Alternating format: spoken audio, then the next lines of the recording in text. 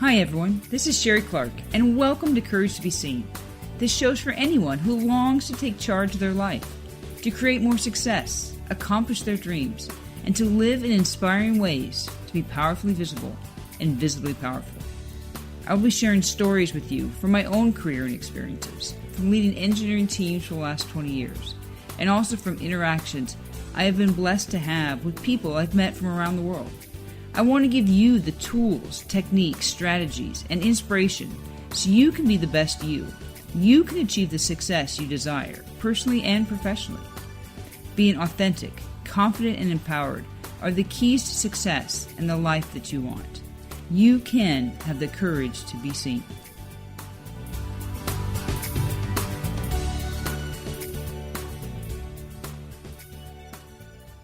Hi, I'm Sherry Clark, and welcome to Courage to Be Seen, the podcast that helps you have more success in your life. I want to share with you the tools, the techniques, the strategy, and some stories that you can apply to your life to create the life and the success and all your dreams and desires can come true. Today, I have a very kind of special topic. It's one that's clear and dear to my heart, and I think is very timely in our current environment. You know, we've all lived in this COVID environment for 3 or 4 months now, and many of us probably thought or hoped that by now we would be maybe going back to normal. And then the cases have been spiking up lately, and we all have been realizing that, you know, we're not going back to normal. This is the life that we have to try to figure out how to be, because things are shutting down. It's almost like going back to March. And you may be wondering, well, I did that once. I sure don't want to do it again. And so, because what happened in your life in March? Maybe you thought, you know, I'm going to just hide out. I'll get through this period of time. And it doesn't really matter kind of what I do. It's stressful. I like comfort food. Maybe I could catch up on whatever the Netflix or whatever TV shows that you wanted. And you really were just like trying to survive. It wasn't really a plan or what you were doing. You were just trying to survive. And that's okay. You know, whatever it took at that time. But if you think about it, you may be finding out now, you know, you'd like to make some changes. You'd like to do some things differently. But you're finding out you can make plans, you can have dreams, you can have desires, but nothing's really changing. It's so hard to get started. And that's the topic that I want to talk with you today. I want to help you have the courage to get started. Whatever that change is that you want to have in your life. How do you take those steps? How do you actually start? How do you go from planning? You may be an expert planner, you may be an expert dreamer. But if you don't get started, you won't actually have change in your life. So we're going to change that today. And I don't care if you want to make big changes in your life, if you want to move, if you want to get a different job, if you want to start a business, or you want to make small changes in your life. You want to become a better cook. You want to start an exercise program. You want to start walking. You want to have better time management. Whatever is important to you, those are the changes that we want to start making now. And what you may find out that it's just so hard to get that momentum. And it's not just with making changes in your life. Think about your car. It's much harder and takes much more energy to start from a stop sign or a red light than it does when you're driving down the highway and want to speed up to pass a car. Or if you're running, right? When you first start that race, that is the hardest part. It's easier to keep going later once you get started. And changes in your life are the same way. That's why many times you make the most changes in your life when you have other changes that are already happening. So think about things like when you graduate, when you move, when you have kids, when you have some kind of change in relationship. You could be getting married, get divorced, meet somebody new, break up with somebody. Maybe there's a death in your family, unfortunately, or you have a job change. You get a new job, or you get fired or laid off. You know, all these kind of significant life changes tend to bring more changes. Companies know this. That's why they market people that are having changes in their life. You ever wonder why you get so many ads when you're moving? Because when you move, you might not have the same brands at the store that you had before. So you're going to have to make some changes. And so it's a great time for companies to advertise you to make even more changes. There's some stories that, were out on the internet. Target knows about this because they really target people that are having kids, because they know that's a time when you may change other things that you buy and they want to get your business. So they have incorporated software that tracks, buying routines, and they can tell when you are starting to have potentially have a kid. In fact, some dad one time got mad at Target for advertising to his teenage daughter with things like for new kids going, why are you sending this to my teenage daughter? Well, the truth was she was pregnant and hadn't told him yet.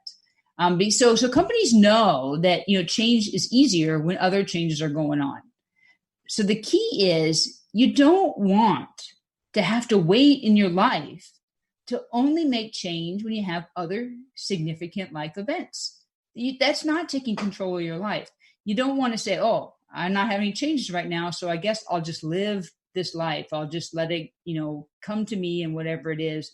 And then in 10 years or whenever you have that next significant change in your life, then that's when you're going to take advantage and make other changes. That's not the way you want to live your life. You want to have a way that you have the courage to make the change and make the change now. So if we are going to drive change in our life, I think it's best to start with thinking about, why is it so hard to make change? And the better we can understand the limits to making change, the easier it will be for you to make the changes in your life.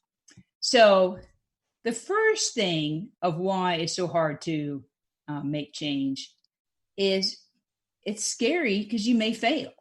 That is just reality that we have to live with, that we will sometimes fail when we make change. However, start something new, right? I want you to think about like toddlers. They're learning to walk. And when they learn to walk, they're standing, they take a few steps and they fall down. Well, so they failed at walking. We don't look at the toddler and say, oh, you failed, you're never going to walk, and then just banish them from ever trying again, right?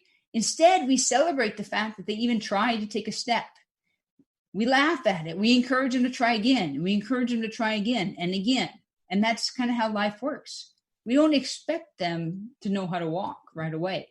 We expect them, it's going to take practice.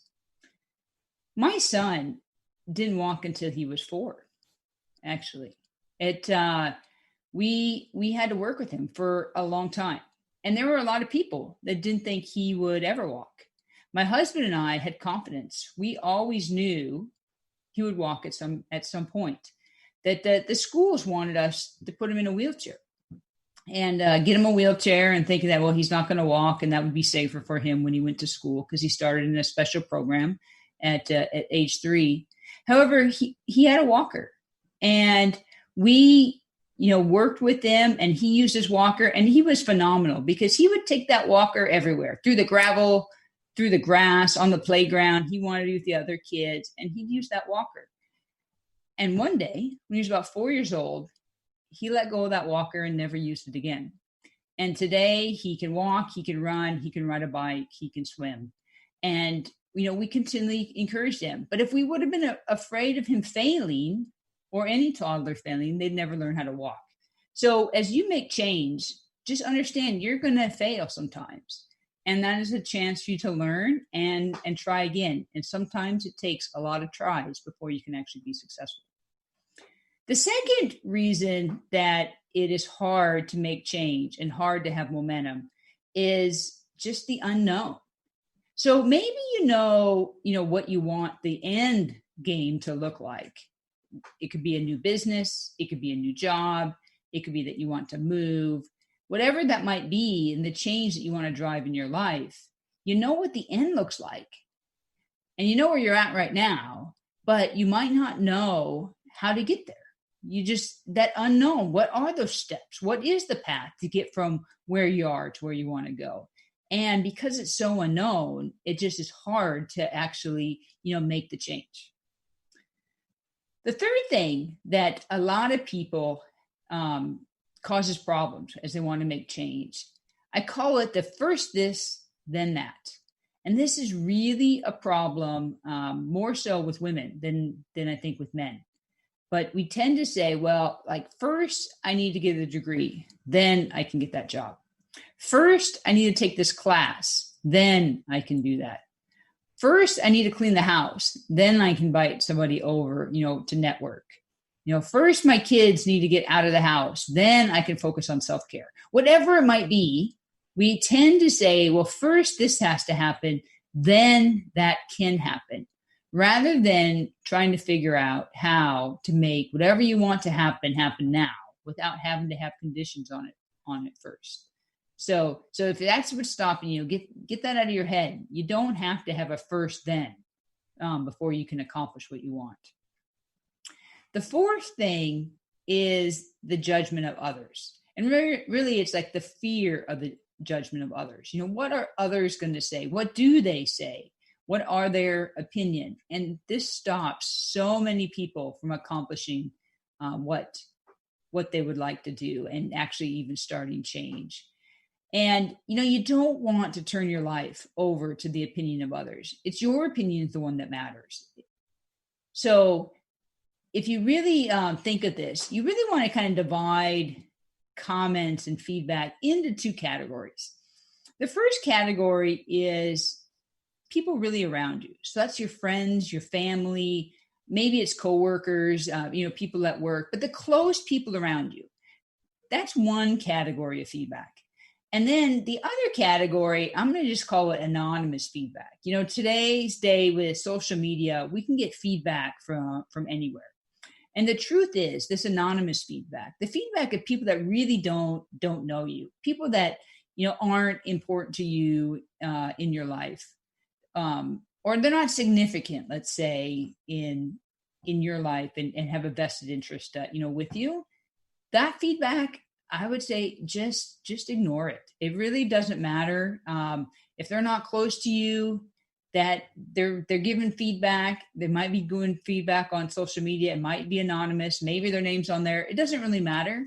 That feedback, you don't even have to read it or listen to it. The feedback of people that is close to you, now that's different feedback. You do want to listen to that. You don't want to just dismiss it. But after you take that feedback, you can choose what to do with it. And there's a couple reasons that feedback, may or may not align with your goals and the change that you want to drive. Sometimes people give you feedback because they're afraid you're going to get hurt and they're trying to protect you. So they think they have your best interests. But if the feedback's not in alignment with where you want to go, then it isn't having your best interest at heart. The feedback also many times is more a reflection of the people given it than it is on you. It might be that they wanted to do whatever you're going to do. Or maybe they even tried to do that in the past. Or maybe they're too scared to do that. And so then they give you feedback in a way that's more a reflection of their own thoughts and opinions than it is on your own. So listen to the feedback, but you get to choose on if you actually want to incorporate it into your life or not. And then the last thing, that the reason that we don't make change in our life, is our identity. And this is much more powerful than you probably think it is. But if you make change, or you do things, or you say things that aren't in alignment with how you see yourself and the identity that you hold for yourself, it's uncomfortable. It always will be uncomfortable. We do things that are in line with our identity. And if we're going to make change, that means that by definition, the change isn't in alignment with our identity. So it will always be uncomfortable. And that will be something that you have to overcome as you want to make the change. So just acknowledge that it will be uncomfortable at first, but then the more you do it and the more your identity aligns with the new you that you're trying to create, the easier it will become. I have a great quote by Oprah Winfrey. It is the greatest discovery of all time is that a person can change his future by merely changing his attitude. If you change your attitude and you change your thoughts, your future will change. And so you get to actually determine what your future is. You get to choose if you want to drive change or not. So that's a great quote. And so keep that in mind.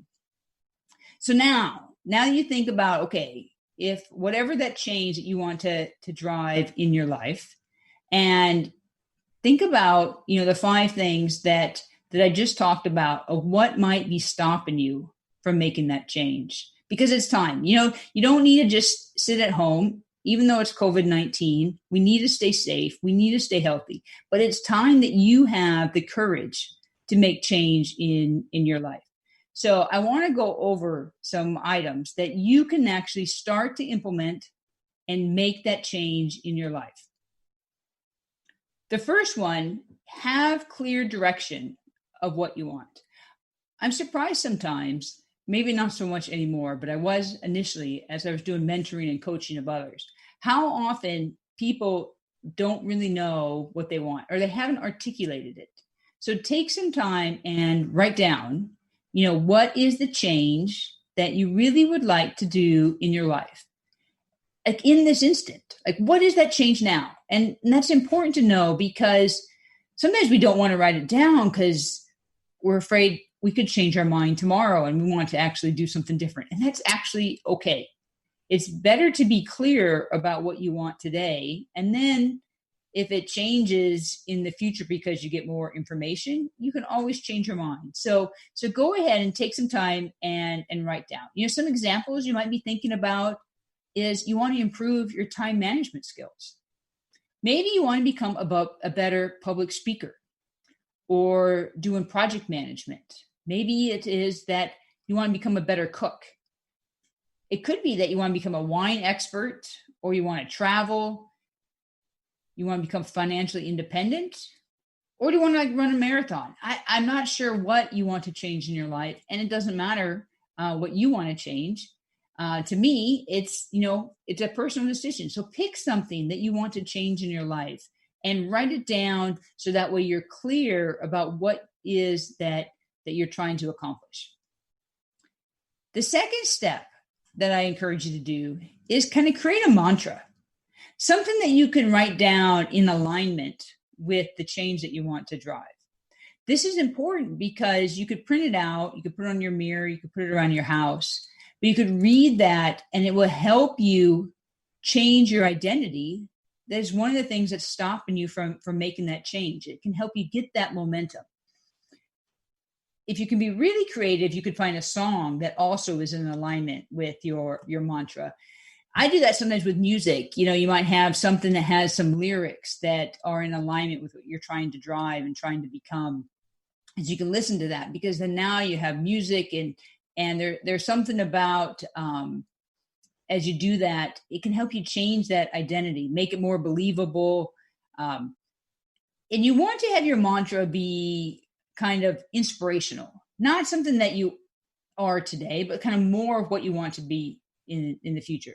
So you could have it something like, I'm a fit, energetic woman. Or in my field, I'd say like, I'm an incredible engineer that drives lots of innovation. It could be something like, I'm a world traveler with a renowned blog. So write a mantra like that you could say and you could have posted and you could tell yourself, so that way you can actually help guide your identity in the direction that you would like it to become as you're driving this change. And as you get these little bits of momentum, they do snowball and they do build up on one another. The next thing is, break down your goal into smaller chunks. And sometimes you need to break those chunks down to even smaller chunks. So like an example, let's say your goal is you want to be financially independent. That's a big goal. And it's probably a ways in the future. You need a lot of money, right? So that can just become way overwhelming and it's hard to get started because it's just a big goal that you can't really touch. You can't feel. You say, well, it's way too much in the future. However, you could break that goal down into things that you could do today, small chunks. Things like, how about create a list of all your accounts with your balances? That's something that's going to probably take you 10 minutes, 15 at most. It doesn't take very long to look up all your account balances, and that's something that now is a reasonable goal. You go, I could plan, I could do that. You could write down any loans or any debt that you have with the balance and the interest rate. Maybe your goal is to open an investment account, and it actually doesn't even matter where you open it. You can do TD Ameritrade or E-Trade or Vanguard or Merrill Lynch or Fidelity. It goes on and on. There's lots and lots of them. You can be spending all this time trying to research which is the best. And in some respects, I don't know if it matters.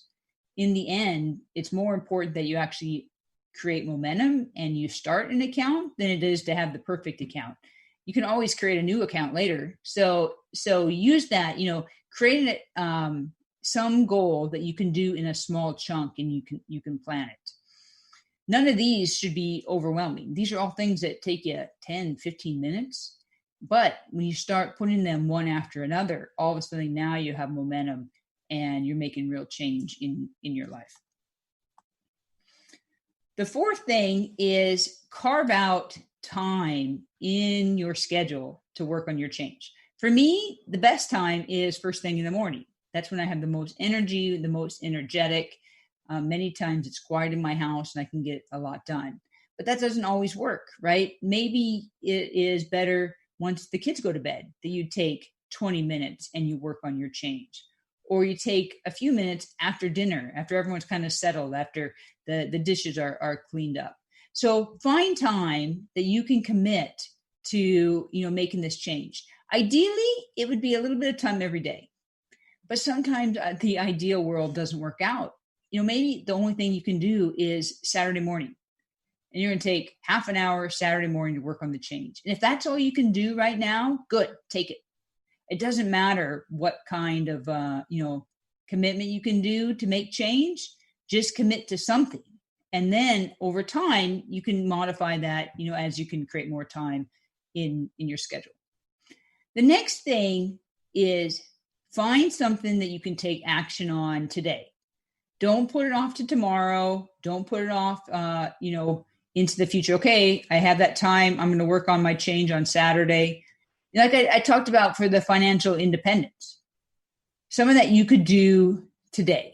You could say, okay, here's a spreadsheet. I'm going to write down all my accounts and their balances. Find something that you can do today. Don't put that off.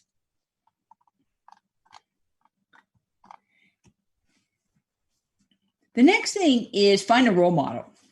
If you want to create change, many times we don't know what to do. So if there's someone we could learn from, if there's someone we could model, if there's someone that has already done the change that you want, that could decrease the time for you to make that change immensely. You don't have to learn all the same lessons that they had to learn. So you can go much faster. So try to find somebody that you could model, and it could be a book, it could be a podcast, it could be something on social media, it could be a group. Many of these don't cost very much, or they might be free, or they're quite inexpensive. So find someone that you can model and learn from and try to reduce your learning, down. The next one is I'm going to recommend hire a coach. And hiring a coach is different than hiring or finding a role model. For a coach, I recommend one-on-one coaching. It could be small group, but by that small group, I'm talking about small enough that you actually get to know the coach or the leader of the group, and they get to know you personally. So I'm not going to tell you exactly how many people that is, because some coaches can be really good in small groups. So they can handle a few more people, but you want to get that personal touch. So by this, I'm not talking about joining a Facebook group that has, several hundreds or thousands. And even though they might charge, a monthly fee, that's more of a role model that you're working with. By a coach, I'm talking about you're able to get that personal connection. I've hired several coaches in my life because they hold you accountable. They give you ideas that you might not have thought about. They help get you through those rough spots when you're not quite sure what to do. And they can accelerate your learning and accelerate the change that you want to make in your life immensely.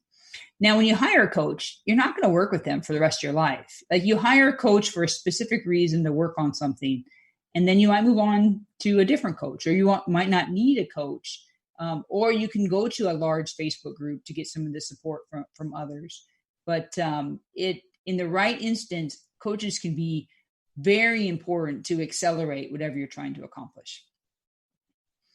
I recommend the next thing that you do is, even if you're not quite ready or sure what change you want to drive in your life, start practice making other changes. Make simple changes in your life on a regular basis. So that way, when you're ready to drive big change, it's not as scary. You're not starting momentum from scratch. So things like trying new restaurants, ordering a different meal at the restaurant that you do go to, trying different recipes in your house, buying different brands, organize the furniture in your house. There's lots of things that you can do to do change on a daily basis that I highly recommend that you get used to doing that change. So that way it's not so scary, or it's not so unusual when you're trying to drive change.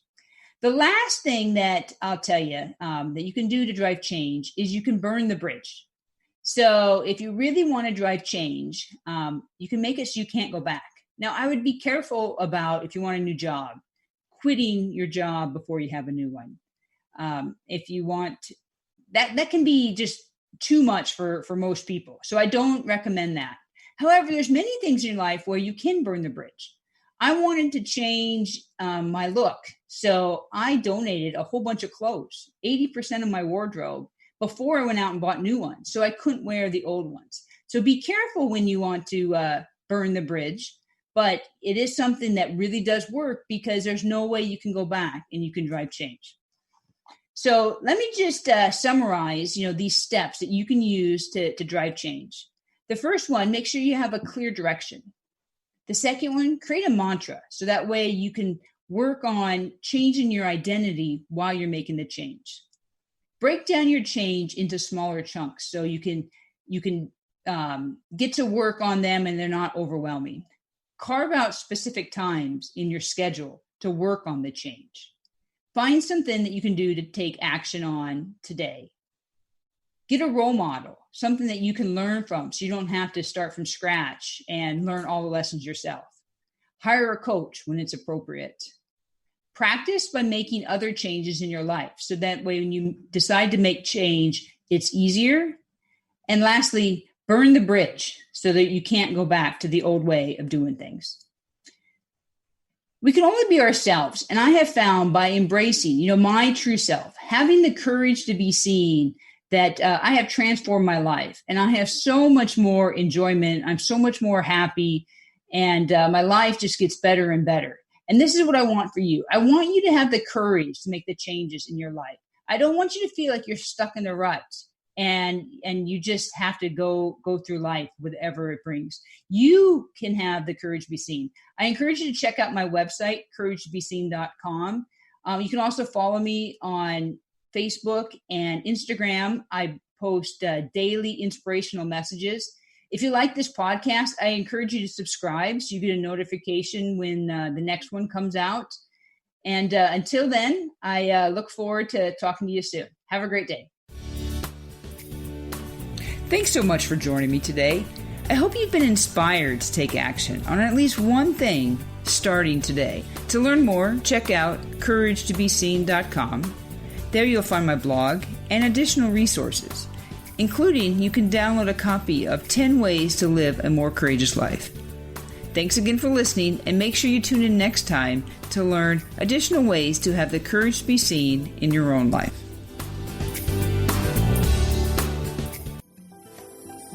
Views expressed on this program are those of the hosts, guests, and callers, and are not necessarily those of this station, its management, or other advertisers. You're listening to Transformation Talk Radio.